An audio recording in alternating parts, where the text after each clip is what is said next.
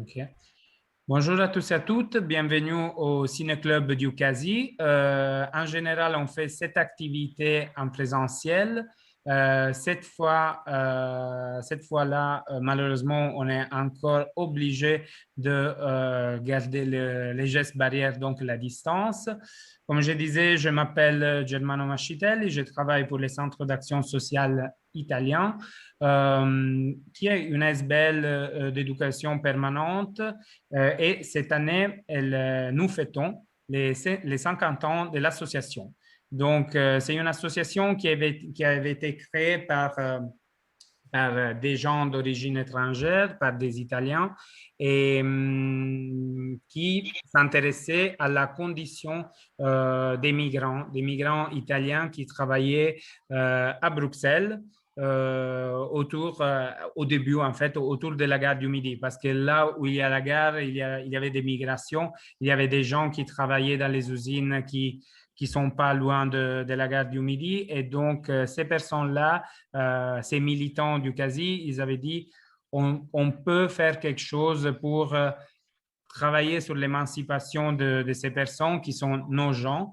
Et après 50 ans, on est toujours là. Les contradictions du système, on doit toujours on doit toujours faire face aux contradictions qui existent, aux injustices. Et nous, on les fait avec un travail de conscientisation, d'éducation permanente en général. Donc, cette activité de ce soir, elle s'inscrit dans ces cadres. Donc, nous avons vu le court-métrage de Mathieu Volpe, qui parle notamment de la condition des travailleurs dans le ghetto de Rignano et après Garganico. Après, il va nous dire quelque chose en plus. Et on va s'intéresser sur cette question pour comprendre un peu comment c'est possible qu'il y a un tel système d'exploitation, il y a un système de droits niés et on le fera à partir du travail de Mathieu. Puis on continuera avec les connaissances et l'expérience de Federico Tommasone et de la Fondation Rosa Luxembourg, qui avait participé à la rédaction d'une brochure sur la condition des travailleurs dans les secteurs de l'agriculture en Italie, dans le sud de l'Italie, dans le nord de l'Italie, et sur les perspectives de lutte qu'il existe en Italie. Et puis, on a aussi Taslim, qui est travailleur ici en Belgique dans les secteurs. Donc, il pourra nous dire quelque chose en plus sur son expérience professionnelle, mais aussi sur les activités associatives, syndicales, politiques qui existent pour lutter en fait contre ces systèmes qu'on n'a pas peur de dire qui est injuste et qui favorise quelque peu de gens. Donc, je vais commencer. Je vois qu'il y a plus de gens qui veulent entrer dans la salle, qui sont plus dans la salle d'attente. Donc, je commence par Mathieu. Donc, d'abord, Mathieu, une deuxième fois, enchanté et merci d'avoir accepté notre invitation. Mathieu, donc, on voit ton prénom, on voit ton nom. On commence par une question un peu personnelle. Donc, je vois un prénom francophone et un nom de famille italien. Donc, j'ai lu quelque chose par rapport à toi, que tu as grandi en Italie, dans les Pouilles notamment, et puis tu as étudié ici en Belgique, cinéma, et puis tu as décidé de faire un film, un documentaire sur la condition des travailleurs migrants des migrants dans les Pouilles. Et je voulais savoir quelles étaient les raisons qui t'ont poussé à réaliser ce documentaire et si ton identité migrante a accompagné et caractérisé ton travail. Ok, mais écoute, tout d'abord, merci pour l'invitation. Et bon, le parcours est bien résumé, donc voilà.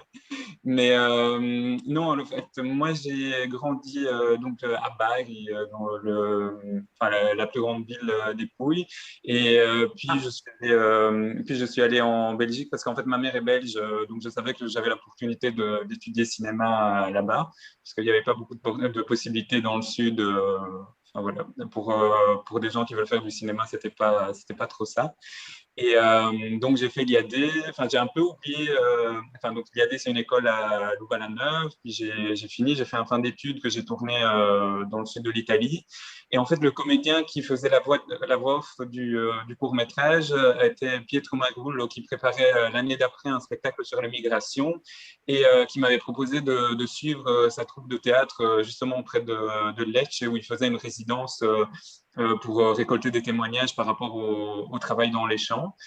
Et, euh, et à la fin, c'est juste à la fin de cette résidence que quelqu'un, je ne sais plus qui, je pense que ça doit être quelqu'un d'une association pour la lutte, enfin qui était engagé dans la lutte, enfin dans la reconnaissance du travail dans les champs, donc nous a proposé de le suivre pendant sa journée. Et en fait, à la fin de la journée, on est arrivé au ghetto. Donc pour moi, je pense que c'était un des moments les plus marquants de ma vie, parce que donc le ghetto, c'est un bidonville, donc c'est le bidonville dans lequel se passe le court-métrage, où pendant l'été, il y a entre 3000 et 5000 personnes qui s'organisent dans une véritable ville, en fait. Enfin, il y a des baraques, des dortoirs, des restaurants, parfois des discothèques aussi.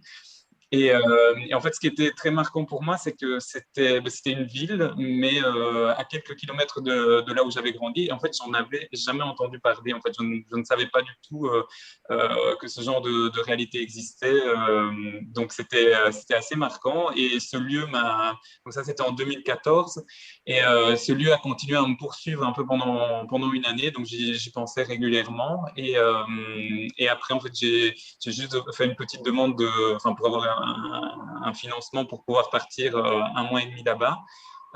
Et donc, je suis resté un mois et demi sur place parce que j'avais envie enfin, en tout cas, de garder un témoignage de cet endroit-là. Parce que pendant toute l'année, j'avais essayé de faire des recherches et en fait, j'avais trouvé aucune image enfin, de cet endroit. En fait, il y avait juste enfin, quelques images sur Google, mais elles n'étaient pas habitées. Donc, en fait, je me demandais vraiment qui sont ces gens qui habitent là. Est-ce qu'ils habitent là pendant toute l'année? C'est quoi le système qu'il y a autour enfin, de tout ça? Après, j'avais pas encore vraiment une conscience politique par rapport à tout ce qui s'y passait, parce que j'avais 25 ans et je crois que enfin, je vivais une vie qui était fort loin de ce genre de préoccupations. Mais en tout cas, ça a été vraiment le déclencheur enfin, voilà, d'un travail qui m'accompagne maintenant depuis 5 ans. En fait, ça fait 5 ans que je développe des projets qui ont un peu la même, enfin, en tout cas, qui traversent un peu les mêmes thèmes. Mais je pense que ce qui a été vraiment le moteur, c'était un peu cette culpabilité de ne pas avoir vu quelque chose qui se passait à côté de chez moi et que j'ai eu envie d'investiguer, parce que je pense que en fait, ma porte d'entrée dans cette réalité-là, encore plus que le fait d'avoir une identité un peu migrante, mais qui finalement est vraiment à l'opposé de ce que vivent les personnes du bidonville. C'était vraiment oui, cette volonté de montrer, enfin d'interroger des nouveaux espaces qui se construisent sur le territoire qui était le mien, dans lequel j'ai des souvenirs d'enfance qui sont heureux.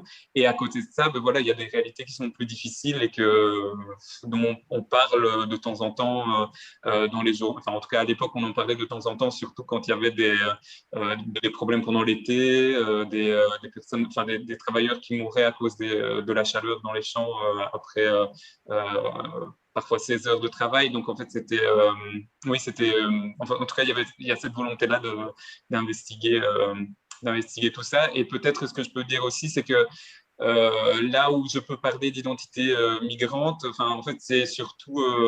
Enfin, donc, ma mère, elle a habité 30 ans dans le sud de l'Italie et elle était toujours considérée comme l'étrangère, en fait. Enfin, j'ai vraiment des souvenirs très forts enfin de gens, enfin quand on allait faire des courses, qui parlaient pas d'elle comme la dame qui habite dans la rue là, mais en fait c'était toujours l'étrangère en fait. Enfin, donc je pense que je peux comprendre en fait ces mécanismes qui portent à une exclusion de quelqu'un qui fait pas partie de la même réalité, même si voilà, moi je pense que j'ai eu de la chance à ce niveau-là, c'est que en fait je parle très bien italien, je parle très bien français, donc en fait on n'arrive pas vraiment à me ranger dans une case.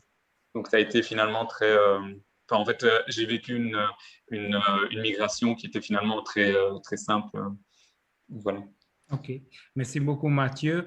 Et avant de continuer avec la deuxième question qu'on avait préparée pour toi, je dois m'excuser parce qu'en fait, avant, j'étais en train de présenter les personnes comme toi, Frédéric, ouais, et j'ai oublié de dire en fait que la soirée de ce soir, en fait, cette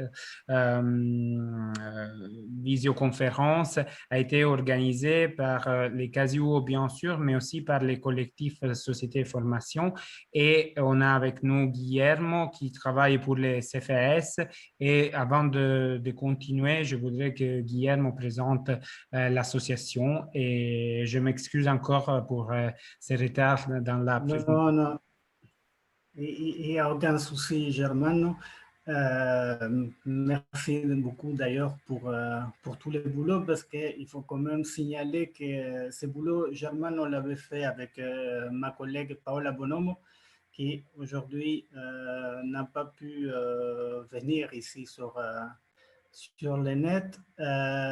Donc, moi, je vais un tout petit peu présenter et puis c'est lui qui a déjà préparé, qui va continuer enfin, en tant qu'animateur principal, même si moi, évidemment, j'ai resté ici. Alors, juste en deux mots, je ne vais pas non plus interrompre, je trouve que c'était très intéressant là où tu allais, Mathieu. CFS est une association d'éducation permanente qui travaille l'éducation permanente de ce qu'est l'éducation populaire dans la tradition latino-américaine, etc.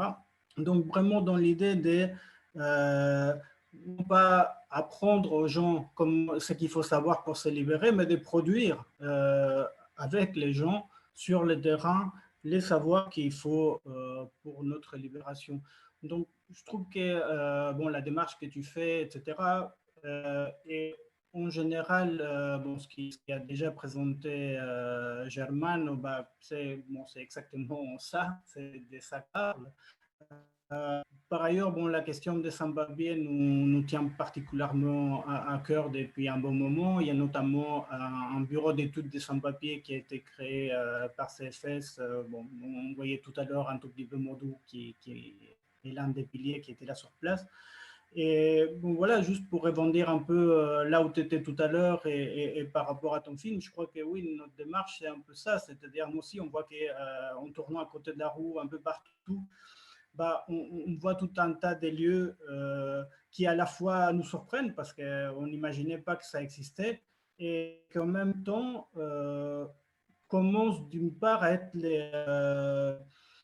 dire l'Europe, parce que les images qu'on voit là, bah, c'est des images qu'on a déjà vues il y a 20 ans à El Ejido, quand il y a eu les émeutes contre les immigrants, c'est les images qu'on voit à Calais, c'est les images qu'on a vues ici au parc Maximilien, etc. Et je crois que cette démarche-là de montrer ces choses-là, de dire, bon, bah, tout ceci est à la fois un peu invisible, mais en même temps, ça commence à plus en plus passer comme presque un quotidien voilà, qui fait comme ça, etc. Bon, l'Europe fait comme ça. Donc, n'est pas accepter que ce soit les quotidiens et n'est pas accepter que ce soit caché. Je crois que voilà, c'est un peu au cœur de notre démarche.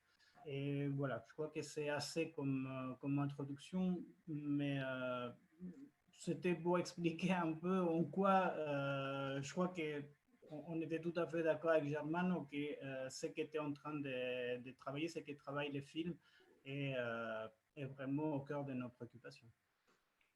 Merci Guillermo pour avoir en fait présenté l'association Les CFS, mais aussi introduit une autre question que on voulait poser à Mathieu. Donc, il a dit en fait qu'en voyant ton court-métrage, on voit bien que ça pourrait être n'importe où en Europe. Il a dit que ça pourrait être El Ejido en Espagne ou le parc Maximilien. Mais toi, dans les courts-métrages, tu rentres pas dans les détails de la géographie du lieu. Donc, voilà, est-ce que c'est un choix que tu as fait de ne pas mentionner les lieux, c'était un choix ou bien tu l'as juste oublié? Non, en fait, je pense que c'était plutôt un choix de pas, oui, en fait, de pas situer précisément le lieu. Après, je pense que, enfin, oui, on identifie que c'est en Italie, on identifie que c'est dans le sud. Après, est-ce que c'était, en fait, je pense que c'était plus important pour moi et ça faisait vraiment partie de la démarche d'arriver plus à identifier les gens qui étaient dans le lieu que le lieu en lui-même, parce que voilà, en fait, après le nom qu'on donne et enfin, que les gens qui sont enfin, dans ce lieu donnent eux-mêmes, c'est le ghetto. Et donc, en fait, j'ai l'impression que ça renvoyait enfin, une imagerie trop forte. En fait, j'avais pas envie de mettre, enfin, d'utiliser ce mot dans le film. Et en fait, ce que je voulais faire, par contre, c'était vraiment arriver voilà, à laisser la place au visage, à laisser la place aux histoires des personnes. Et donc, c'est pour ça que il y a des images qui durent vraiment longtemps avec des gros plans de gens enfin, dont on regarderait pas aussi longtemps le visage que dans une salle de cinéma où ces visages sont à l'écran pendant même 30 secondes immobiles. Enfin, j'ai l'impression que c'était plutôt pour ça enfin, que j'ai un peu glissé sur l'endroit. Après, il y a, je pense aussi que ben, un peu la preuve en est que ben, il y a des représentants un peu de pays différents aujourd'hui. C'est qu'en fait, c'est des situations qui sont assez universelles et qui se retrouvent pas que dans le sud de l'Italie. Voilà, c'est en Espagne, enfin, j'imagine en Belgique, comme on l'entendra peut-être plus tard.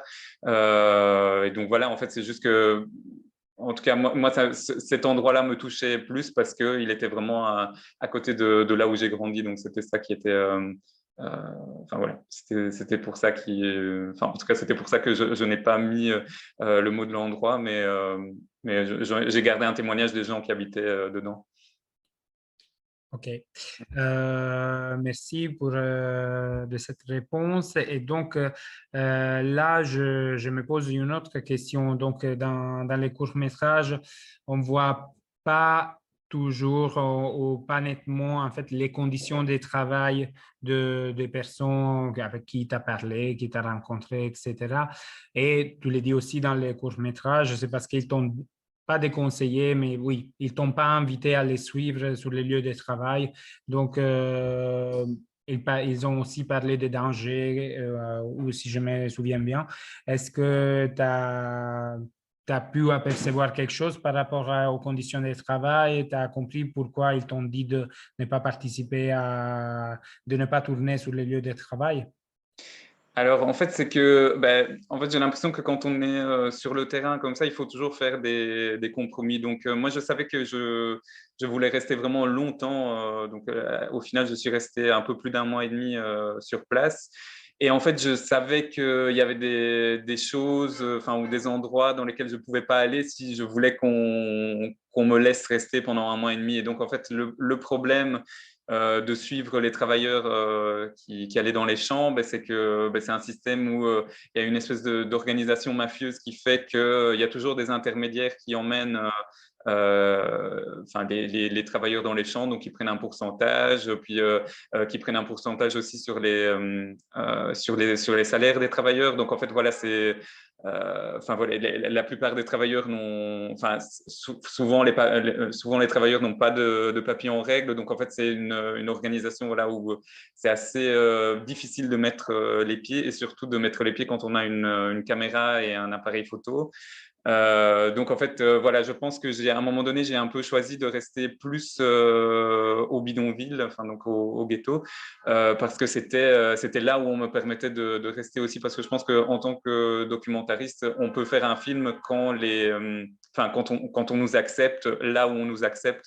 Donc je savais que, voilà, en tout cas, la place qui m'était accordée, c'était dans le bidonville. Et donc c'est pour ça que je suis resté là. Après, je pense qu'il y aurait eu un autre film à faire sur les conditions de travail dans les champs. Mais voilà, comme je disais tout à l'heure, il y avait plutôt chez moi cette envie aussi de garder un témoignage d'un endroit. Et donc pour moi, l'endroit, c'était le bidonville et les gens qui vivent dedans. Après, je pense que allez, peut-être ce travail apparaît un peu comme une image fantôme à certains endroits du film. En fait, on en parle sans le voir. Et voilà, il y avait toute la problématique aussi de voilà, est-ce qu'on peut prendre des images, où est-ce qu'on se situe, voilà, donc j'ai un peu essayé de répondre à ça en utilisant une forme qui était un petit peu hybride avec des images en noir et blanc, voilà, d'une réalité qui s'efface un peu et qu'on peut pas toujours montrer. Donc voilà, c'était plutôt ça. Merci. À niveau personnel, j'apprécie beaucoup ce que tu as dit par rapport à la place du réalisateur. Donc, il faut essayer de ne pas franchir certaines limites ou frontières. Donc, on est là, on est des gens qui voilà, ne participent pas quotidiennement, ne vivent pas les conséquences de ces systèmes dans les quotidiens. Et donc, du moment qu'on a la légitimité, aussi la confiance de certains gens, il faut, voilà, c'est une manière que, voilà, c'était pour te dire que j'apprécie ce que tu as dit parce que parfois on voit des journalistes en Italie qui se lancent dans des endroits où ils n'ont rien à voir et ils commencent à tourner sans avoir un vrai lien avec les lieux et cela ne se passe pas toujours très bien et puis ils font les... Voilà, bon, ok. Non, voilà, mais après, je pense que aussi une des autres raisons qui ont fait que j'ai pu rester aussi longtemps sur place, ben, c'était que aussi ben, j'étais très respectueux par rapport à ce que les gens voulaient bien m'offrir. Donc, quand j'étais sur place, il y a eu, je pense, 3 ou 4 journalistes qui sont arrivés, mais qui vraiment faisaient c'était vraiment du safari dans la misère. Donc, ils arrivaient, ils essayaient de prendre quelques photos, ils demandaient même pas aux gens, et donc forcément, ils se faisaient remballer dans l'heure, quoi. Mais voilà, je pense que la notion principale quand on fait un film, c'est vraiment le respect des gens qu'on filme. Et il y avait, en fait, je pense que c'est aussi pour ça que les gens, enfin, ont à peu près compris ce que je voulais faire en restant avec eux parce que voilà, on en discutait beaucoup. Puis je restais, je restais dormir sur place. Donc en fait, je faisais pas des allers-retours entre la ville et le bidonville. Donc il y avait un espace de partage qui allait plus loin que ces 3, 4 journalistes qui étaient passés vraiment en coup de vent pour essayer vraiment de garder quelques images, mais qui n'étaient pas très consentantes et consenties. Voilà. OK. Merci aussi pour cette explication. Et maintenant, vu que, comme on a dit, Mathieu, à travers ton documentaire, en fait, on a utilisé l'instrument du documentaire pour décrire une situation complexe, précaire, injuste. On a, comme j'avais dit dans l'introduction, on a invité Federico, en fait, Federico Tommasone de la Fondation Rosa Luxemburg pour approfondir un peu les contextes généraux dans lesquels tes images, Mathieu, se situent. Donc, Federico, j'avais préparé des questions pour toi et donc voilà, vous avez rédigé une brochure sur les contextes, sur les conditions de vie de ces travailleurs, sur la lutte aussi de ces travailleurs et donc je vais te poser des questions là-dessus. Donc d'abord, encore une fois, merci de ta participation. Et pour moi, pour essayer de comprendre un peu les systèmes, il faut avoir des réponses claires sur comment ça se fait que les travailleurs qui sont dans ces secteurs, ils sont toujours exploités, précaires, souvent sont migrants, sans documents, etc. Donc, si tu peux nous dire quelque chose sur la structure productive qui a comme effet ces types de conditions que Mathieu a bien décrit dans son documentaire. Mhm. Oui, bonsoir aussi de ma part. Je ne me présente pas parce que Germain l'a déjà tout fait. Je présente très brièvement les raisons pour lesquelles je suis invité. Comme justement Germain le disait, on a fait un travail de recherche sur la situation des travailleurs et travailleuses de la terre en Italie avec des partenaires là-bas. Et c'était une publication d'abord pensée pour un public allemand, mais qu'on vient de traduire aussi en anglais. Et je peux aussi déjà vous fournir ici dans le chat le lien. Vous pouvez la trouver. Du coup, comme ça c'est fait. Et voilà, pour venir un peu à ta question, Germano, la structure productive du secteur agricole en Italie, d'abord, il faut un peu la différencier. Il y a clairement des différences au niveau régional. Il y a une partie de l'agriculture italienne qui est fort mécanisée, basée sur une propriété agricole très large. Avec des propriétés frondières quand même relevantes. Et en même temps, on a aussi, et ça, on peut dire, c'est plutôt dans les zones du nord de l'Italie, si vous voulez, plus ou moins dans les bassins de la pianura padana et en partie en Emilia-Romagne. Dans le sud de l'Italie, spécifiquement dans les Pouilles, on a une structure propriétaire un peu différente. C'est souvent des moyens propriétaires qui ils ont accès à un certain type de marché. Souvent, c'est de l'agroalimentaire au niveau des tomates. Par exemple, c'est une des grandes productions autour des Foggia, c'est des tomates. Et la particularité de la production de ces régions-là, c'est une très basse mécanisation du travail et du coup l'emploi de beaucoup de main-d'œuvre d'un côté et aussi de main-d'œuvre possiblement à les meneurs prix possibles. Et pourquoi ça? Il faut faire jusqu'un pas en arrière pour comprendre un peu qu'est-ce que c'est la chaîne des valeurs, si vous voulez, liée à la production de la région. En fait, comme je disais, les majeures productions qu'on trouve là-bas, c'est, par exemple, c'est de la tomate, dans lesquelles il y a qu'est-ce qu'on appelle la grande distribution organisée, que c'est, si vous voulez, l'acteur majeur. Qui c'est la grande distribution organisée? Sont les grands entreprises qui lancent des appels d'offres vers les producteurs agricoles pour avoir, par exemple, en disant 10 millions de tonnes de tomates par an. Du coup, c'est par exemple des grandes chaînes de distribution comme des supermarchés ou souvent des intermédiaires.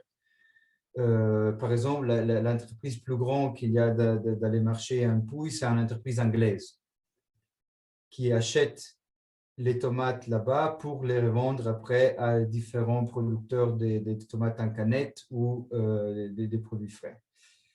Les mécanismes que ce genre d'entreprises utilisent, c'est souvent des mécanismes de marché construits pour mettre une énorme pression sur les prix de production. Par exemple, un des outils très utilisés, c'est les doubles offres. Ça veut dire qu'il lance un appel d'offres, il récolte une dizaine d'offres, il prend la plus basse des offres au niveau du prix et relance une deuxième offre en mettant les prix plus bas du premier appel d'offres comme les prix maximaux. Ça veut dire qu'il y a énormément de producteurs agricoles qui, pour rester sur les marchés, ils arrivent même à produire à des coûts qui sont inférieurs à ce que ça lui coûterait la production de la tomate elle-même. Du coup, pour rester sur les marchés, ben, un des mécanismes qu'ils mettent en place, c'est une pression énorme sur les salaires, sur les conditions de vie, et du coup des salaires directs et indirects des travailleurs et travailleuses de la terre. Clairement, dans les marchés du travail dans le sud d'Italie, ces genres de travail sont très souvent acceptés par des travailleurs et travailleuses migrantes, qu'ils sont très marginalisés au niveau social dans les pays et extrêmement marginalisés dans les marchés du travail. Ça ne veut pas dire qu'il y ait seulement des migrants qui travaillent dans les secteurs. Il y a aussi comment dire, des gens d'origine italienne. C'est un marché du travail quand même qui garde une certaine forme de mixité. Mais sans doute, on peut relever qu'il y a une forte présence des travailleuses et travailleurs qui viennent de l'Afrique subsaharienne, comme aussi, par exemple, de l'Europe orientale, en particulier de la Bulgarie, par exemple. Et ça développe aussi tout un marché du travail très particulier. Comme Mathieu avant, il disait, il y a aussi des formes d'organisation, en disant, illégales, comme c'est des formes de caporalato, genre des chefs de main-d'œuvre qui ils organisent les shifts sur la journée, ou qu'ils amènent les travailleurs ou les travailleuses des ghettos où ils se trouvent à les champs pour travailler. Et du coup, on a une articulation qui c'est souvent entre l'économie grise, l'économie légale aussi, qui structure les rapports d'exploitation dans les secteurs.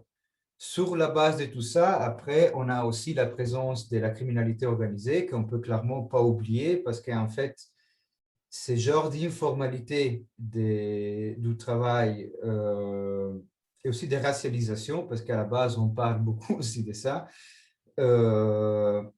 c'est une forme très, très agile pour la criminalité organisée d'entrer dans les secteurs. Et du coup, à la base, c'est quelque chose de très connu, la présence d'un peu dans toutes les sud d'Italie, mais aussi au nord, on a un peu des phénomènes similaires dans la zone de Saluzzo, par exemple, en Piémont, où la criminalité organisée elle a réussi à devenir un grand acteur dans la distribution des produits. Du coup, à la base, les camions qui prennent tous les produits pour les distribuer après vers les ports ou les grands marchés, comme aussi au niveau local, dans l'organisation de tous ces petits caporali qui après, ils sont la main-d'œuvre bas de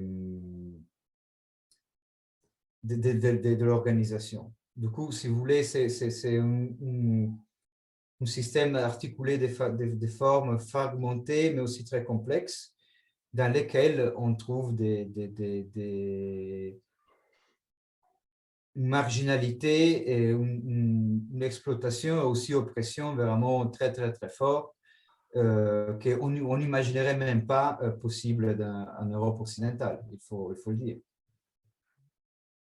Par contre, c'est une réalité bien réelle, évidente, au moins pour ceux qui veulent approfondir un peu la question, mais même c'est une condition de vie, de travail que parfois ça arrive qu'on entend parler de ces ghettos, de ces lieux d'exploitation et de marginalisation, même au GT, par exemple, à niveau national. Donc, c'est incroyable, c'est en partie connu. Et donc là, tu déjà en fait répondu aussi à la deuxième question que je voulais te poser, la composition des travailleurs et des travailleuses. J'imagine, tu as déjà dit en fait qu'il n'y a pas que des travailleurs sans papier, il n'y a pas que des travailleurs migrants, mais il y a aussi des Italiens qui sont dans ces systèmes.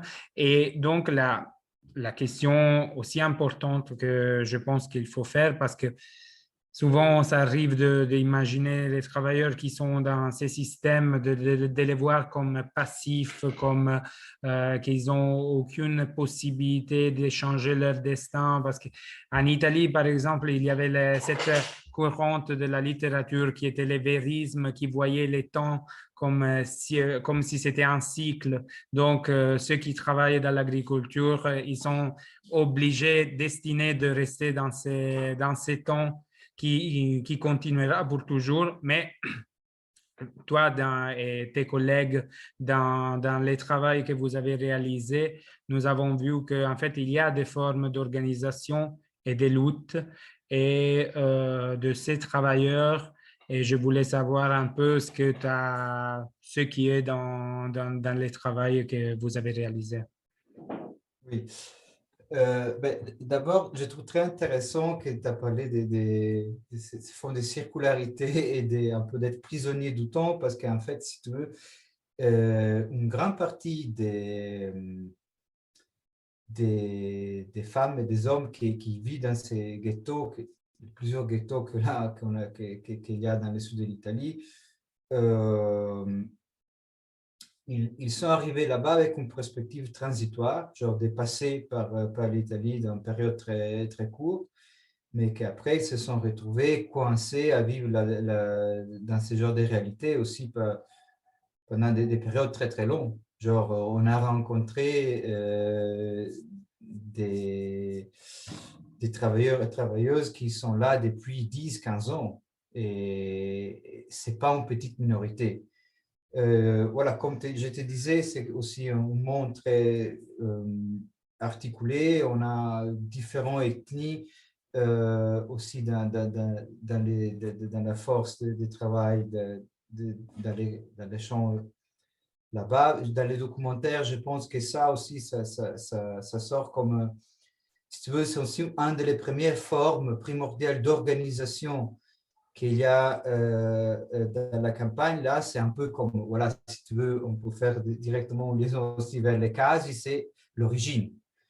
Il y avait très fort les différentes communautés d'origine qui, voire pour des questions linguistiques, des proximités culturelles, comment on appelle les pull effects, genre des gens qui sont arrivés en Italie, après ils ont ramené de la famille, des amis, des gens du village ou du même pays. Et du coup, la première forme d'organisation qu'on a pu observer, c'était sans doute une forme spontanée, souvent liée à l'origine, voire ethnique, voire géographique, voire linguistique des travailleurs et travailleuses, mais sont été toujours, si tu veux, des formes qu'ils n'ont pas amené des grands changements dans leurs conditions. Ils avaient mis en place dans les passés des formes de résistance, de solidarité entre eux, mais c'était toujours des formes qu'il arrivait à gérer, si tu veux, un peu la vie, par exemple, dans les ghettos où ils vivaient ou dans les villes où ça se construisait un peu en forme d'entraide et de soutien. Les grands changements que nous, on a essayé un peu de témoigner avec la publication qu'on a fait, c'était quand les travailleurs se sont commencés à organiser autour de leur intérêt principal, que c'était cela, pas d'être migrant ou appartenant à un certain groupe linguistique ou ethnique, mais plutôt autant que travailleurs et travailleuses de la terre. Et du coup, ils ont posé très fort l'accent sur, si tu veux, différentes identités qu'ils ont, ils ont commencé à s'organiser de forme structurée et peu à peu, ils ont réussi à créer aussi grâce à le travail des syndicalismes de base. Nous, on a travaillé spécifiquement avec l'Union des syndicats de base, USB, que c'est le plus grand des syndicats de base en Italie, pour créer des formes d'auto-organisation des travailleurs et travailleuses. En fait, si tu veux, ça, c'est aussi la chose plus intéressante parce que c'est différemment que dans les passés où il y a eu aussi toutes les formes d'organisations non gouvernatives qui essayaient de donner un aide, de donner aussi une visibilité à ces situations. Avec l'organisation syndicale, c'était en première ligne les travailleurs et travailleuses qui se sont auto-organisés et ils ont créé une section syndicale chez eux pour leurs revendications, pour créer un rapport de force. Du coup, ça, on a vraiment la perception comme un saut de qualité dans l'organisation dans ces secteurs dans les pays, sans doute. Et que ça peut être un exemple par beaucoup des autres pays en Europe, parce que je veux rappeler que ce genre de situation n'existe pas que dans le sud de l'Italie, pas qu'en Italie, mais aussi dans beaucoup d'autres pays. Ok, merci Federico. J'aurais voulu ajouter une question sur le rôle de l'Europe dans tout ça, mais je reviens à ça après parce que tu m'as donné l'opportunité de passer directement à Taslim parce que tu as dit ces choses que vous avez décrites d'une manière ou de l'autre, Mathieu et Federico, dans vos travaux. Je demanderai à Taslim qui a accepté d'être avec nous ce soir, qui a connu et qui connaît cette réalité comme première concernée, comme premier concerné. Donc, Taslim, si je voulais en fait connaître ton expérience professionnelle, si tu te reconnais un peu dans certaines informations, passages qui ont été dits par Mathieu et Federico, et comment est-ce que vous vous organisez comme travailleurs du secteur, si vous arrivez à vous organiser pour changer la situation dans laquelle vous travaillez. Merci, c'est à toi. Merci pour l'invitation. Merci pour l'invitation. Donc, bon, par rapport à cela, donc moi, comme vous avez dit, moi, je m'appelle Diallo Mamadou Taslim, je suis en Belgique depuis 2012.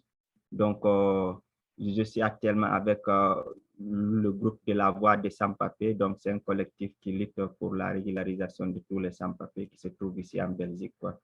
Donc, sur la question de Federico, comme tu viens de dire, nous, en tout cas, actuellement, c'est ça aussi qui est le plus dur pour nous, les sans-papiers.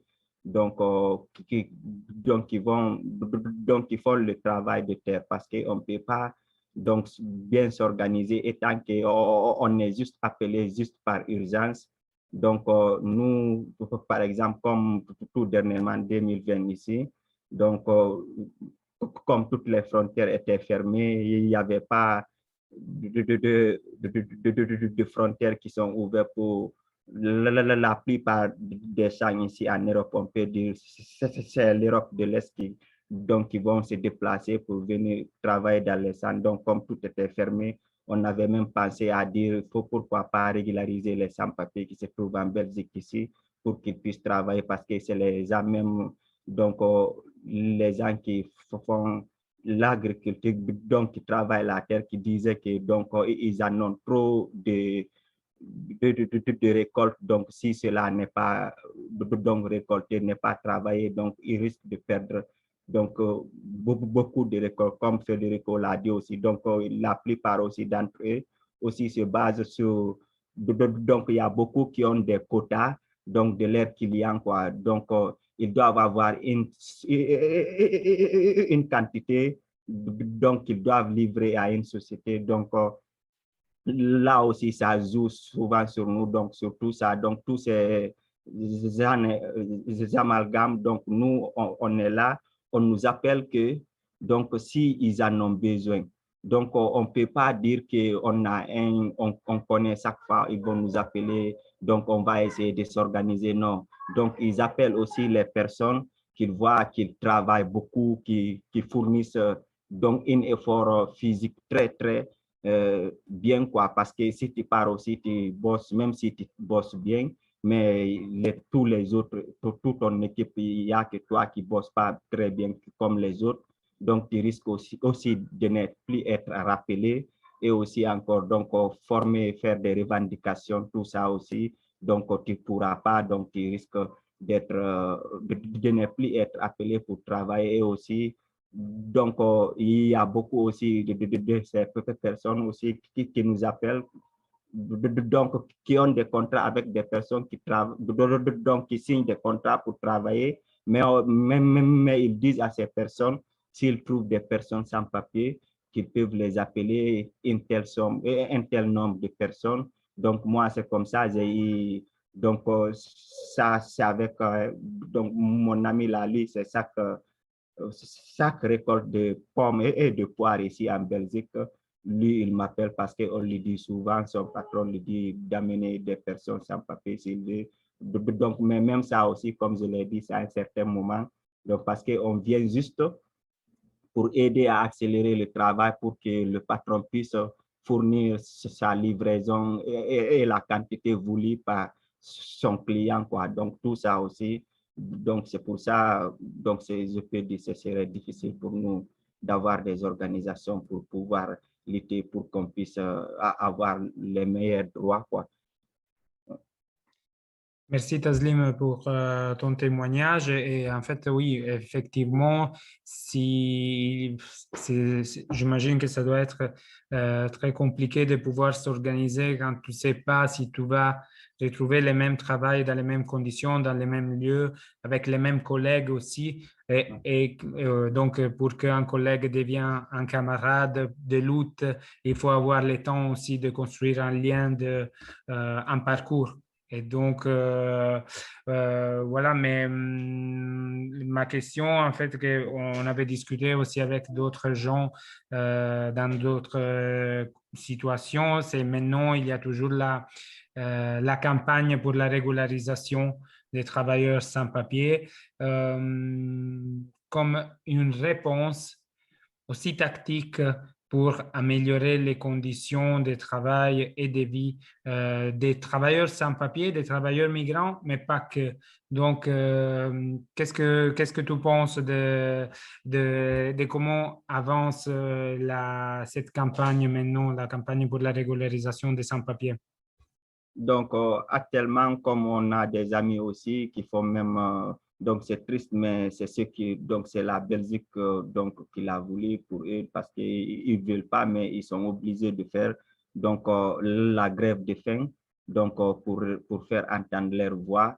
Donc, ça, c'est le groupe de travailleurs sans papier, donc c'est le collectif de travail sans papier qui se trouve au Béguinage aussi et aussi à l'ILB. Donc, c'est des groupes de personnes qui sont là, donc qui travaillent, donc qui demandent plus, donc plus de reconnaissance. Parce qu'avec la COVID, donc maintenant, avant, non seulement on était plus dans l'oubli, donc avant, on était dans, donc je peux dire dans l'obscurité. Et maintenant, donc c'est pourquoi même nous on dit nos droits ont été confinés avant même donc que la COVID vienne confiner les personnes. Donc, nos droits ont été confinés et en plus, il y a cette confinement. Donc, la COVID qui vient maintenant, on confine aussi tous les citoyens. Donc, nous, on se trouve encore plus en danger, quoi. Donc, c'est pourquoi nous, on appelle, nous les sans-papiers, on veut toujours la régularisation donc de toutes les personnes sans papier qui vivent ici en Belgique. Non seulement il y a plein donc d'études qui ont été faites par des universités, par même l'actrice qui avait fait donc un rapport qui dit que donc si on régularise par exemple les sans-papiers ici en Belgique, donc ce ne sera que du bien pour la caisse de retraite pour les futurs retraités, donc les pensionnés, donc tout ça aussi. Donc il y a des bénéfices pratiques donc on peut démontrer, mais que le gouvernement ne veut pas montrer ça. Il ne montre que on peut dire donc ça c'est pas réel parce que c'est des soi-disant si on fait ça il y aura une vague, donc si on dit il y a la régularisation il y aura tous les Européens partout ils vont quitter venir ici, donc tout ça c'est des arguments qui ne tiennent pas bout. Donc ce que nous on demande c'est régulariser les personnes sans papier et surtout que tu sois sans papier ou pas, donc si tu travailles, quel que soit ton travail, que ce soit le travail de terre, que tu sois au moins le plus humainement possible respecté et que tu fasses le travail dans les normes du respect humain, quoi. Moi, personnellement, tous les travaux que je fais sur les sangs, donc je le fais juste parce que je n'ai pas le choix. Je suis sans papier, beaucoup se demandent quand ils disent « Ah, un sans papier, ah ». Souvent, oui, il y a beaucoup qui me demandent ça. Je ne sais même pas compter. Ils me demandent « Mais comment vous arrivez à vivre ?» Parce que oui, c'est vrai, étant sans papier, comment on peut arriver à vivre? Toutes les portes sont fermées, on n'a pas droit au travail, tout ça. Donc, mais alors que derrière tout ça, nous aussi, on est des humains, on va, donc on a envie de vivre du jour au lendemain. Donc c'est comme ça, on est obligé de faire ces travaux. Mais moi, personnellement, j'ai eu la tuberculose aussi, j'ai des vis sur le dos. Mais en 2020 ici, je suis allé travailler. Malgré cela, je sais que je ne dois pas le faire, le travail de force, mais je suis obligé, si je ne le fais pas, donc je ne peux pas me nourrir, je ne peux pas m'acheter quelque chose pour appeler quelqu'un ou bien me connecter. Donc c'est des choses, c'est des petites choses du quotidien de notre vie qu'on ne peut pas vivre donc sans cela. Donc c'est pour cela nous on est maintenant là, on est là en train de se faire profiter par les patrons et aussi par l'État, parce que les patrons qui nous embauchent, eux ne payent pas les taxes, ils ne payent pas les impôts, donc ils ne déclarent pas le nombre de travailleurs qu'ils embauchent. Donc tout ça aussi, c'est de l'argent que le pays a, donc perd. Et aussi, par après aussi, ils deviennent des grandes entreprises donc sur le dos des petits, quoi. Donc tout ça, moi je trouve c'est l'État qui doit lutter, donc qui doit arrêter pour que tout travailleur soit au moins bien quoi dans son travail. Parce que moi personnellement, le travail que je faisais, c'était trop dur, vraiment. Surtout une fois on est allé pour enlever les mauvaises herbes. Ça, c'est à Anvers là-bas aussi. Donc, c'était une famille. Donc, eux, ils ont l'habitude de travailler. Mais moi, c'est vrai quoi. Mais c'est se courber comme ça et enlever les mauvaises herbes. On fait une file. Donc, si la file avance, toi, tu es là à ralentir, ils vont dire, ah, toi, il faut accélérer, il faut travailler. Mais si tu vois la famille, eux, ils travaillent vraiment. Tous les gens qui sont venus travailler ne suivaient pas le rythme de la famille, du propriétaire, quoi, de deux champs. Mais eux, ils voulaient qu'on suive leur rythme. Donc, on était là obligé à travailler vite, donc pour enlever les mauvaises herbes. Mais après, tu te lèves ton dos, c'est comme si tu le semplis. Donc, c'est des choses, c'est des conditions de travail très, très inhumaines. Donc, tu passes beaucoup de temps, on te paye 60 €. Donc, de 7 heures à 16 heures. Et puis, tu rentres, même ça aussi, la plupart aussi, comme je crois Mathieu avait parlé aussi au début, donc avec les trafiquants aussi, Donc, les réseaux qui vont te prendre, par exemple, ils vont venir à Isère ici. Mon ami Lali, c'est comme ça. Quand on n'avait pas les papiers, mais lui, il a eu ses papiers. Maintenant, tout dernièrement. Mais lui, quand il n'avait pas les papiers, quand on s'arrêtait au petit château, donc c'est là qu'il a eu le contact de ce gars-là qu'il appelle chaque fois qu'il y a récolte de pommes et de poires en Belgique ici. Donc, c'était en ce moment qu'il a eu ce contact avant qu'il ne gagne ses papiers. Mais lui, le gars là, il vient au petit château là-bas, il garde sa petite camionnette et il dit qu'il a besoin de 8 ou 10 personnes. Donc, il les prend, il les amène dans le champ et il dit donc le transport, le moyen de transport que je vous ai transporté là-bas et retour. Donc, et puis il va vous dire c'est 50 € ou bien c'est 60 € que le patron là-bas paye, mais vous ne savez même pas combien le patron paye là-bas. Donc, il vous embarque comme ça, vous allez vous travailler toute la journée. Après, vous rentrez, ils vous payent votre argent. Donc, eux aussi, c'est comme ça. Et lui ne travaille même pas. C'est juste aller vous déposer, attendre votre heure et venir vous ramener, prendre votre argent. Et puis, c'est lui qui vous paye, quoi. Donc, eux aussi, c'est comme ça. Il y a plein de gens qui font du trafic comme ça. Mais nous, on est obligés parce que si tu n'as pas de quoi te nourrir, donc, tu ne vas pas sortir maintenant manifester, dire que tu veux réclamer tes droits. Donc, c'est ça aussi, quoi. C'est normal, effectivement, c'est un vrai chantage. Donc, tu as besoin de l'argent pour te payer tout ce que tu as dit, la nourriture, le logement. Après, tout ça se complique aussi.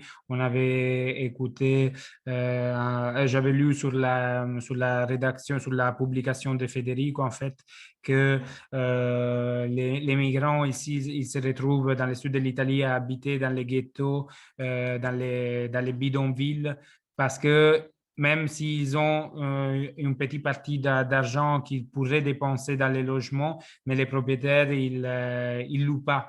Donc, il y a aussi cette question-là de travail précaire, salaire encore plus, salaire très bas et faible, et puis il y a tous les autres droits qui sont niés.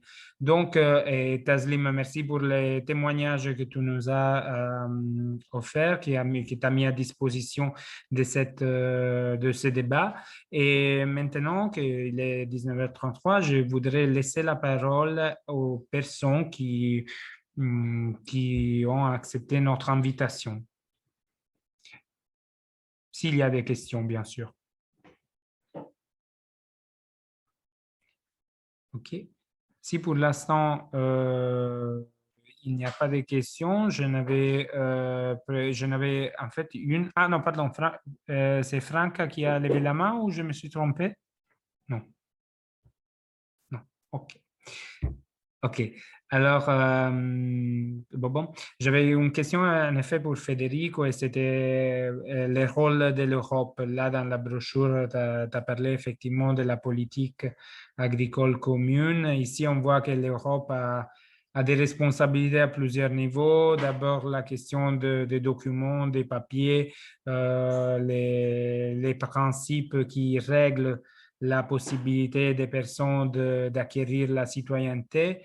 Et puis, il y a aussi, donc, qui est des principes qui sont très restrictifs. Et puis, il y a la question de la politique agricole commune. Bon, donc, voilà, vu que vous avez travaillé sur ces sujets aussi, si tu peux nous dire quelque chose en plus par rapport au rôle de l'Europe.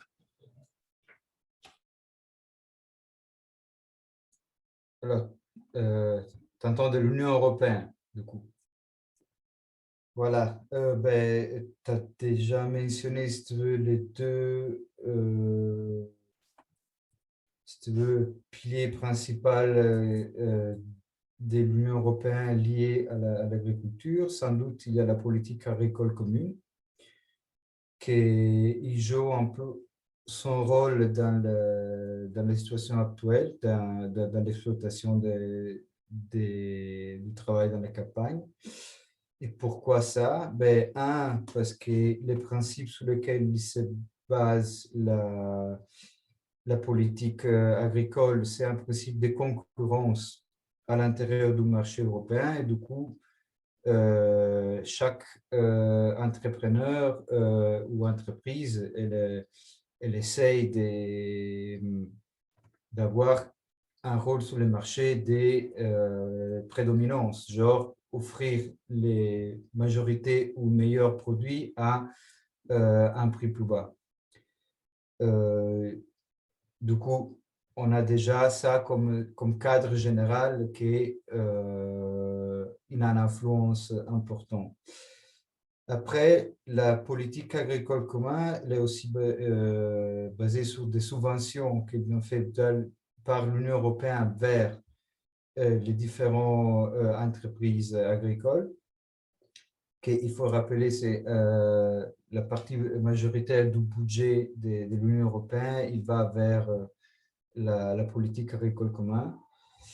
Et toutes ces formes de subventions, elles ne sont pas du tout liées à des paramètres sociaux. La seule forme, si tu veux,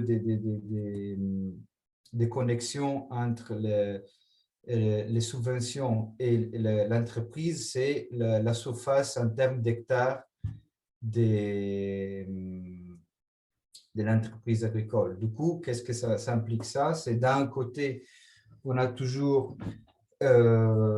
les entreprises plus grandes qui reçoivent la majorité des subventions et du coup, une dynamique qui pousse les prix des produits agricoles vers le bas. L'impossibilité des petits producteurs ou des producteurs qui essayent de payer, par exemple, le travail plus par rapport à des autres, ils sont directement exclus du marché parce qu'ils ont accès à très peu de subventions dans un régime de concurrence. Du coup, ils ont vraiment du mal à survivre. Et comme je disais, il n'y a aucune forme de contrôle des paramètres sociaux d'un côté des subventions. Du coup, si une entreprise a une forme d'exploitation très forte de la force ouvrière dans la campagne, c'est quelque chose que l'Union européenne n'arrive même pas à monitorer. Il ne sait pas, en fait. Ils ne s'en occupent pas. Ils ne voient pas ça comme une de leurs compétences. Et d'ailleurs, c'est un des plaidoyers des syndicats au niveau européen, un peu d'aller dans cette direction, d'essayer au moins d'avoir des formes de contrôle dans cette direction-là. Après, tu parlais de la question de la migration et des frontières de l'Europe. Là, je te dis oui et non. Oui, parce que l'Union européenne, il a quand même une forme de concertation. Qu'est-ce que c'est les frontières extérieures de l'Union, et du coup, il y a des accords qu'elle vient faire et qu'on connaît très bien et sont basés sur une exclusion de toutes les populations qui sont à l'extérieur de l'Union européenne, de la majorité des droits, en difficulté d'accès et tout le reste qu'on connaît très bien par qu'est-ce que ça passe tous les jours dans la Méditerranée ou à les frontières de l'Union européenne. J'ai dit non parce que la compétence en matière des migrations, ça reste quand même quelque chose national. Par exemple, en Italie, un des luttes très, très forts qu'il y a eu amené par les travailleurs migrants de la terre, c'était d'être reconnus avant tout comme travailleurs de la terre et après comme migrants. Ça, c'est quelque chose que quand on a rencontré les travailleurs et travailleuses eux-mêmes ou leur organisation, c'était pour eux quelque chose de crucial. Parce qu'en fait, autant que travailleurs ou travailleuses, la possibilité d'avoir accès à certains droits, c'était beaucoup plus simple que cela autant que migrants. Du coup, relégués dans ces positions d'exclus de la société. En fait, si tu remarques dans la publication, on a très peu utilisé les mots migrants, quand plutôt on a parlé des travailleurs et travailleuses de la terre, exactement parce que c'était expressément demandé par eux d'aller dans ces directions-là. Du coup, voilà, si l'Union européenne, il joue sur ces deux fronts-là, d'un côté, toutes les subventions qui structurent du coup les situations des productions dans la campagne et d'un parti aussi indirectement sur les questions migratoires, sans doute. Ça sont, si tu veux, les deux points cardinaux sur lesquels on pourrait dire, voilà, ça c'est l'impact qu'il a l'Union européenne aujourd'hui dans ce genre de contexte. Merci Fede pour ta réponse et tes explications. Ici, je vois une question qui a été écrite par Teresa et que je voudrais l'adresser à Mathieu, qui est un réalisateur du court-métrage. Donc, je veux te poser cette question. Donc, comment sensibiliser les gens à la problématique, comment impliquer un combat culturel pour faire changer les esprits? Ici, c'est la question, voilà, tu dois pas donner, tu peux donner ta réponse et ça veut pas dire que ta réponse, ça correspond à une solution générale pour l'avenir, mais voilà, tu as déjà donné des réponses sur les pourquoi tu as décidé de faire ces films et est-ce que tu te reconnais dans cette définition de combat culturel? Et si tu te sens un combattant du combat culturel et surtout, voilà, si c'est un combat, comment est-ce que ton film a pu contribuer à sensibiliser les gens à la problématique? Par exemple, est-ce que tu es arrivé à le présenter en Italie, tu es arrivé à le diffuser ici en Belgique dans des milieux aussi hostiles, par exemple, pour changer la vie des gens, d'engager un discours avec d'autres gens qui, ici, on est dans un contexte assez bienveillant, j'oserais dire, mais voilà, dans d'autres domaines. Donc, voilà. Mais écoute, voilà, moi après, ce que je peux dire, c'est que j'ai l'impression que le vrai combat, le font les gens qui vivent dans la réalité. Moi, en fait, je ne suis que quelqu'un qui enregistre finalement des choses pour les rendre visibles, j'ai l'impression. Mais donc voilà, comment faire? Enfin, après, la question est tellement large. Moi, par rapport à mon expérience, je sais que là, c'est quelque chose qui m'habite vraiment, ce fait voilà, de donner de la visibilité à des gens à qui on a enlevé la parole, parce que finalement, quand on veut bien recueillir la parole de ces gens-là, ils savent très bien s'exprimer.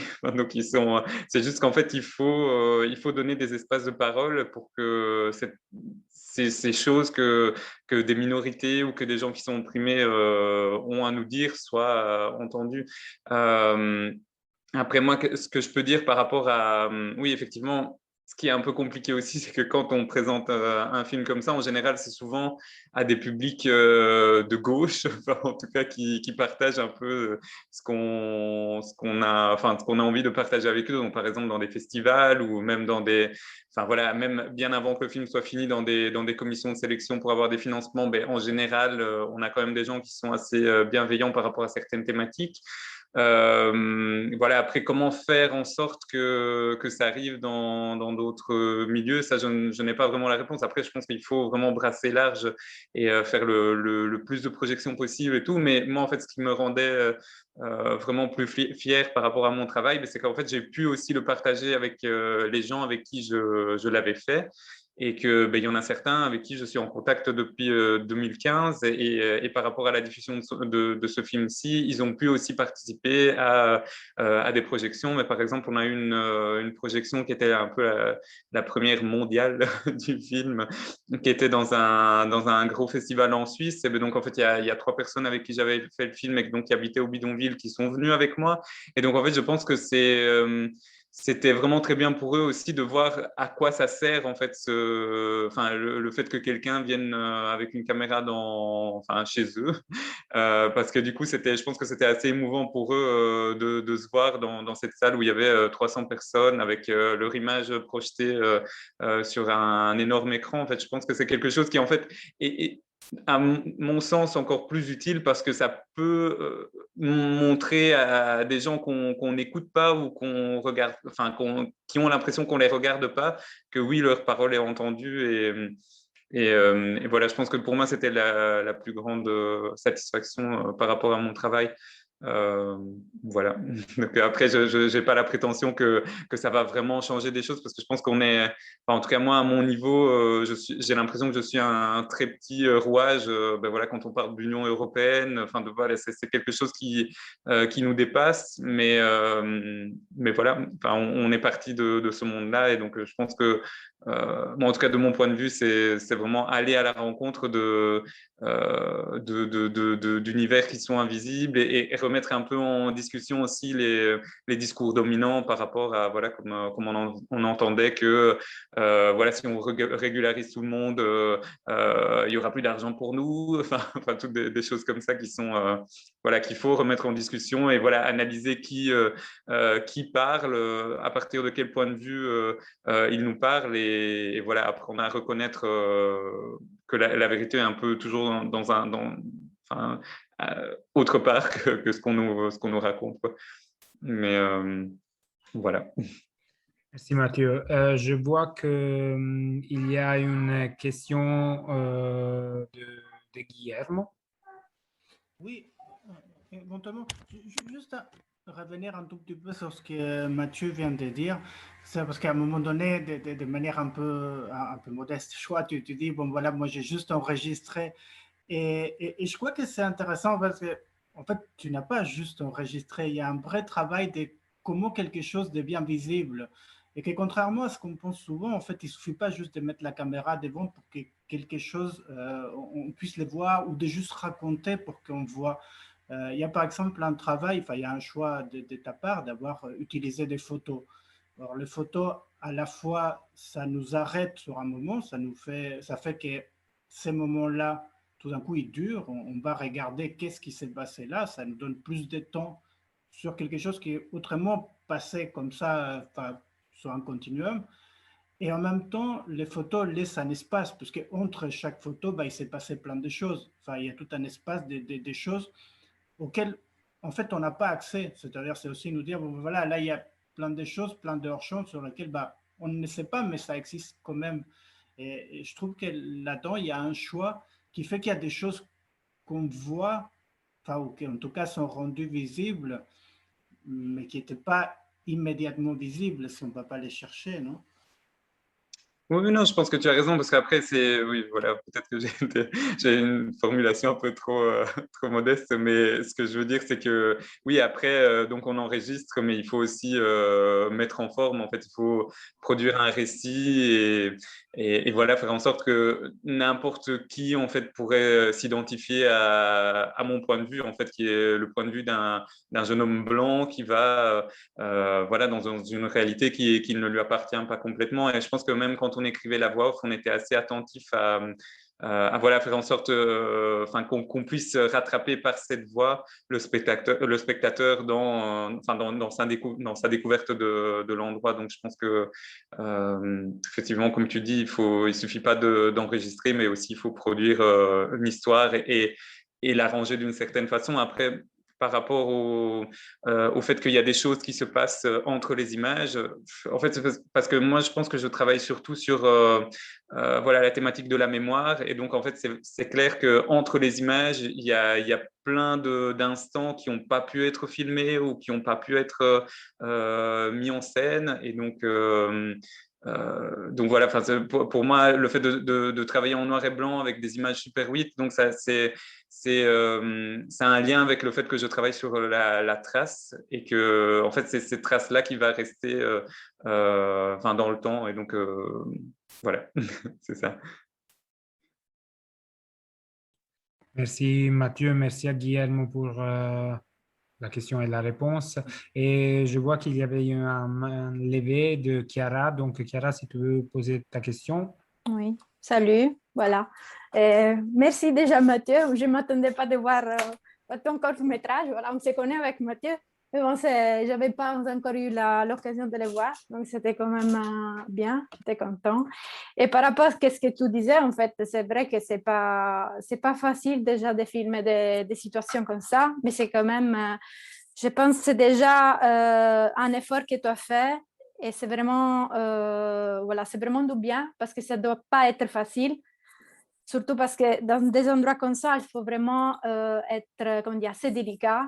D'abord, d'avoir la confiance des gens avec qui tu te rapportes. Donc, je vois bien que voilà, à la fin, tu t'es amusé aussi, mais ça ne doit pas être pas facile du tout, j'imagine. Donc, moi, voilà, ça fait 10 ans que je suis là, mais je suis sicilienne à la base. Donc, il y a tellement de réalités que j'ai vues chez moi que voilà, je crois que la méfiance des gens, c'est vraiment des deux côtés. Il y a des gens, en fait, qui arrive en Italie et qui se trouve désespéré, donc il accepte des situations vraiment voilà, absurdes et des gens qui profitent. Mais d'un autre côté, il y a des gens méfiants comment dire, qui se relationnent pas parce qu'ils ne connaissent pas la réalité et ils te traitent comme voilà, quelque chose qui est vraiment voilà, du mal. On l'appelle comme ça, du mal. Donc, ma question, c'était plutôt pour savoir les gens en fait, qui habitent, les citoyens de Rignano, par rapport aux gens qui habitent les ghettos, ils se rapportent comment en fait. Il y a toujours, je ne sais pas si tu as eu l'occasion de rencontrer des gens sur place, parce que, voilà, comme tu disais, tu as eu aussi l'occasion de les montrer, mais c'est plutôt un public de gauche, on va dire, voilà, c'est ça. Ça souvent, ça arrive comme ça. Donc, je voulais savoir les gens qui habitent en fait sur place, comment ils se rapportent avec ces gens en fait, qui travaillent, qui sont exploités, qui travaillent dans les noirs, donc ils ne sont pas reconnus. Voilà. Moi, je pense qu'il y a vraiment Merci. je pense, merci à toi. Mais en fait, moi, je pense qu'il y a vraiment une fracture entre ce qui se passe au ghetto et ce qui se passe dans la ville. Je pense qu'il y a vraiment très peu de mélange. D'ailleurs, l'été où je filmais, à part un groupe de volontaires qui faisait une radio qui s'appelait Radio Ghetto, donc qui est resté sur place pendant quelques semaines. En fait, j'étais le seul blanc. De temps en temps, il y avait aussi des gens de syndicats qui venaient, mais la présence blanche, ou en tout cas locale au bidonville, était quand même très minime. Ce que je peux dire aussi, c'est que moi, en fait, je pense que je peux comprendre qu'il y ait une certaine méfiance parce qu'en fait, on a toujours peur de l'autre, en fait, on a toujours peur de réalités qu'on ne connaît pas. Et c'est, je pense que peut-être pour revenir aussi à la question précédente, ce qu'on devrait pouvoir faire aussi, c'est parfois avoir le courage de traverser le miroir, enfin, de passer de l'autre côté du miroir pour vraiment un peu investiguer, enfin, pour comprendre en fait pourquoi ces gens, enfin, qu'on appelle migrants, sont arrivés enfin, en Europe aussi. Enfin, je pense qu'il y a vraiment beaucoup de choses à déconstruire. Et par exemple, un exemple de quand moi j'allais là-bas, en fait, c'est que quand on arrive donc à Foggia, qui est la ville qui est juste à côté du ghetto, effectivement, on peut être très surpris parce que à côté de la gare, il y a environ tous les jours entre 20 et 30 personnes, donc c'est des Africains qui attendent un arrêt de bus. Et moi, j'avais déjà discuté avec des personnes qui habitaient dans les alentours qui disaient oui, mais vraiment, on ne se sent pas en sécurité ici parce que voilà. Ouais. Et puis en fait, quand on creuse un peu, en fait, c'est juste que ces personnes-là attendaient le seul bus qui pouvait les ramener au ghetto parce qu'il y avait un bus le matin à 6 heures et un bus le soir à 21 heures. Donc, c'est juste, en fait, il faut essayer de comprendre un peu quelles sont les raisons enfin, qu'est-ce qu'il y a derrière tout ça et voir que finalement, on n'est pas si différents l'un de l'autre. C'est juste voilà, en fait, on vient de milieux différents, mais enfin, voilà, on est tous des êtres humains. Sauf que voilà, la vie a fait que certains sont un peu plus gâtés que d'autres. Mais voilà. Donc, mais oui, enfin, pour répondre à ta question, oui, je pense qu'il y a vraiment une fracture entre enfin, les locaux et les gens qui habitent au bidonville. Et aussi parce que ce système-là, finalement, profite à la population locale parce que ces travaux que les gens font, enfin, que les personnes migrantes font dans les champs, en fait, c'est tout du travail que les Italiens ne veulent plus faire. Donc, par exemple, la récolte des tomates, il y a vraiment très peu, enfin, en tout cas, d'après ce que j'ai vu, il y a vraiment très peu d'Italiens qui veulent encore le faire. Donc finalement, on exploite des gens pour faire du travail enfin, qu'on n'a plus envie de faire. Voilà.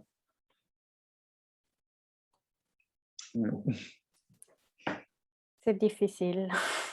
Oui, Désolée, ouais. je suis un peu lent, mais je comprends bien parce que non, je faisais, en fait, je me liais un peu à la phrase que tu as mis dans voilà, le court-métrage, que les gens ils te disaient que c'est comment dire, cette histoire, ça ne te regarde pas, en fait, ça ne t'appartient pas, mais effectivement, c'est d'un côté parce qu'ils sont quand même, on dire, oubliés. Donc, ils voient qu'autour d'eux, il n'y a personne qui veut sentir parler parce que c'est quand même un peu une réalité qu'il faut cacher. Et de l'autre côté, c'est parce que peut-être ils ne se sont pas vraiment aidés. Mais voilà, je ne trouve pas que c'est la bonne manière parce que de toute façon, comment dire, cette réalité, c'est quand même, il y a des gens qui profitent. Ils sont pas, oui, tu as parlé aussi voilà, des trafiquants, des choses comme ça, mais même les simples citoyens qui acceptent la situation et qu'ils ne disent rien. Donc, j'imagine qu'ils profitent quand même. Il y a quand même un circuit. Donc, voilà, on part à grande échelle, on parle aussi d'Europe, on parle de voilà, blablabla, mais ça part toujours de petits villages que la chose, comment dire, elle va grandir. Donc, c'est toujours la chose que les gens, ils se cachent les yeux. Donc, ils profitent, ils font profiter parce qu'il y a sûrement quelqu'un qui le fait, qu'il y a moins, pas de moyens et qu'il peut accepter des conditions un peu, comme dire, plus lourdes que des autres. Donc, voilà. Et pour moi, le problème fondamental reste quand même le fait que c'est l'État italien qui devrait mettre des choses en place pour que ces systèmes d'exploitation ne survivent pas dans le temps. Donc, je pense que c'est vraiment c'est une réflexion que l'État devrait avoir parce que la personne qui est dans ce ghetto, qui exploite d'autres personnes dans le travail, en fait, on lui laisse l'espace de le faire. Et c'était vraiment ce qui était sidérant pour moi, c'était de voir que parfois même la police n'allait jamais au bidonville, en fait, qu'il y avait vraiment, tout le monde était livré à lui-même. Enfin, donc il y avait aucun contrôle dans ça. Donc pour moi, c'est une question de l'État italien qui doit prendre. Enfin, je dis l'État italien, mais ça peut être n'importe quel autre État européen qui doit prendre ça en charge. Et je pense qu'on ne le fait pas parce que finalement, ça fait tourner l'économie d'avoir des personnes qui acceptent de travailler pour 2 euros de l'heure sous le soleil pendant 16 heures par jour. Voilà. Exact. Guillermo? Oui, moi j'avais une question pour Taslim qui est venu tout à l'heure, quand on parlait de ce qu'on filmait, de comment on voyait les choses, etc. Et j'aurais voulu que tu donnes un peu ton avis aussi sur, à la fois sur en quoi ça peut être utile d'être filmé, mais aussi sur l'envie ou pas d'être filmé, de dire ou pas des choses.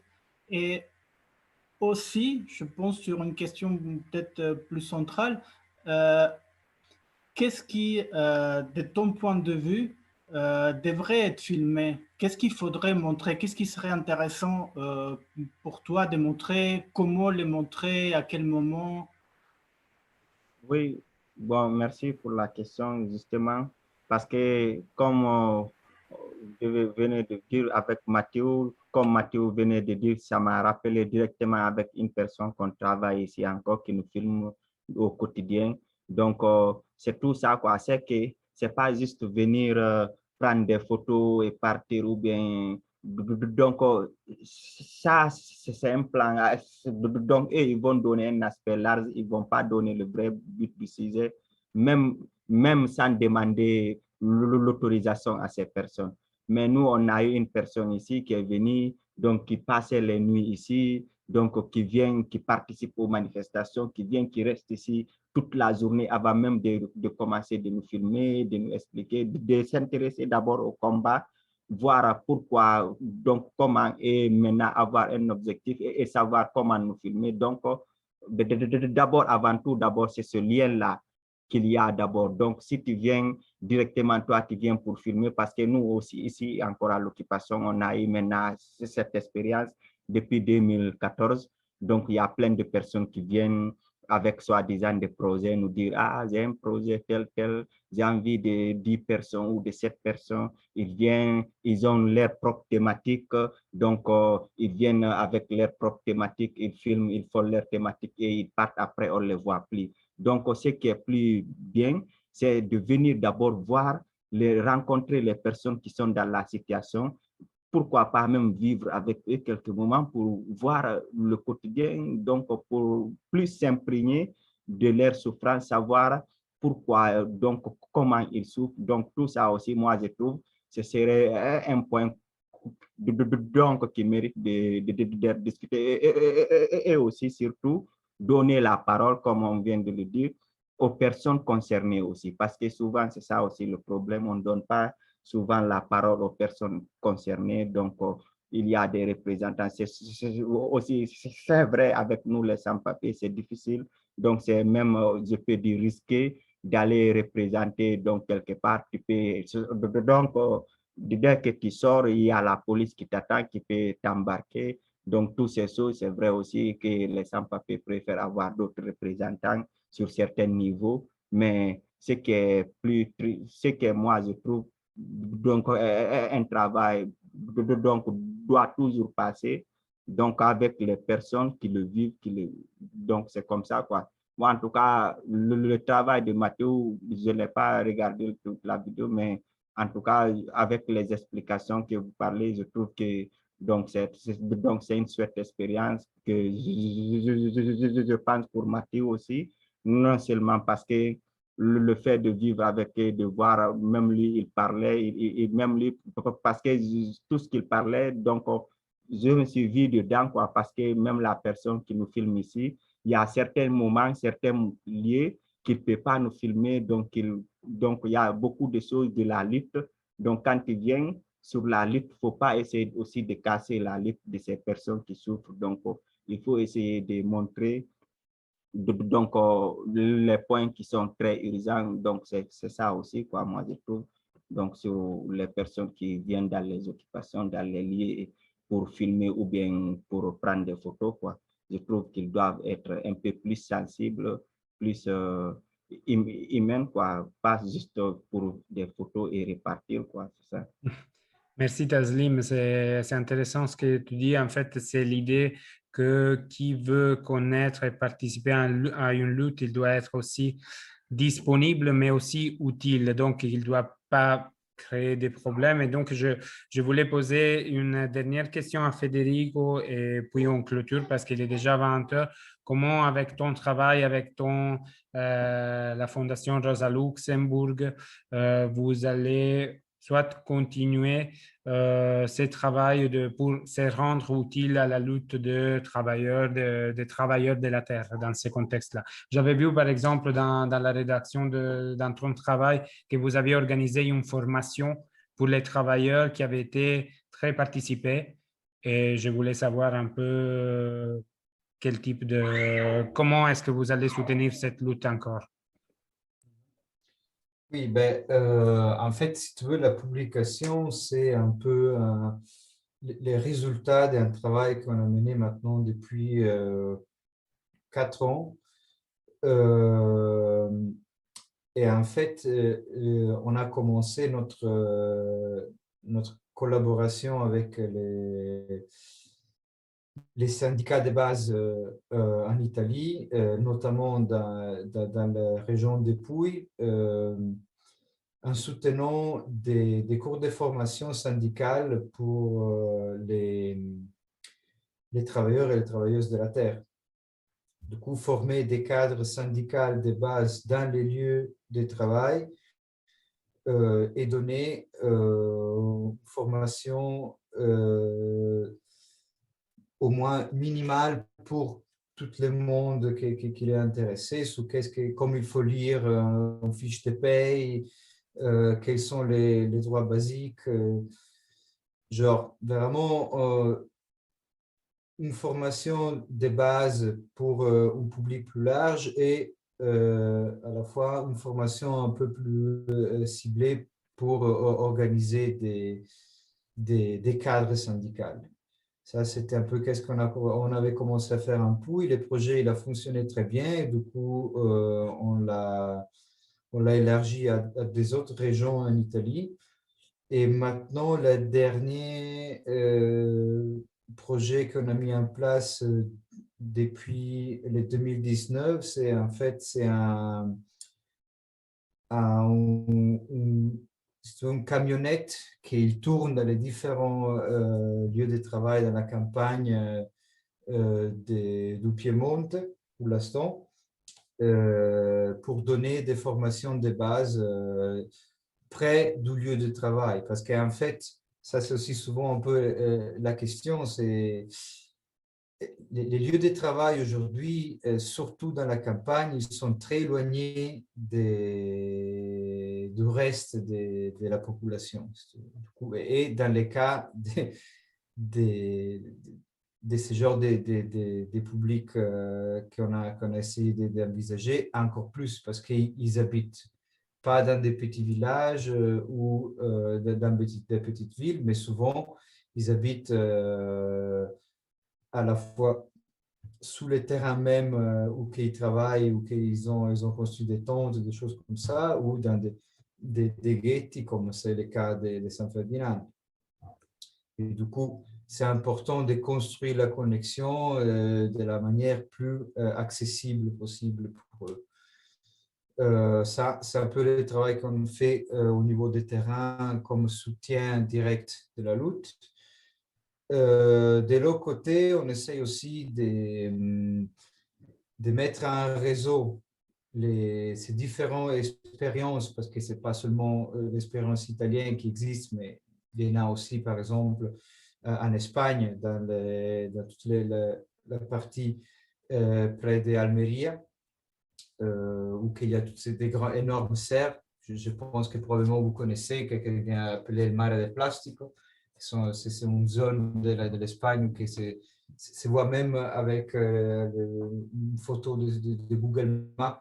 On peut voir que c'est que des serres où on fait un travail similaire et on essaye de mettre un réseau les différentes expériences pour donner une forme d'échange et d'apprentissage un de l'autre sur la question.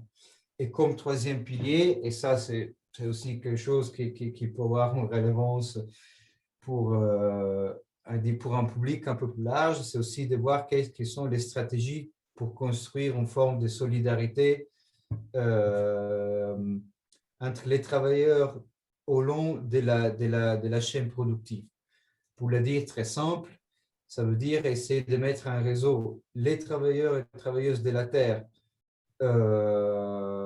qui travaillent dans la production directe du produit avec, par exemple, les salariés dans les supermarchés qui sont exploités d'une forme très similaire et souvent à la fois par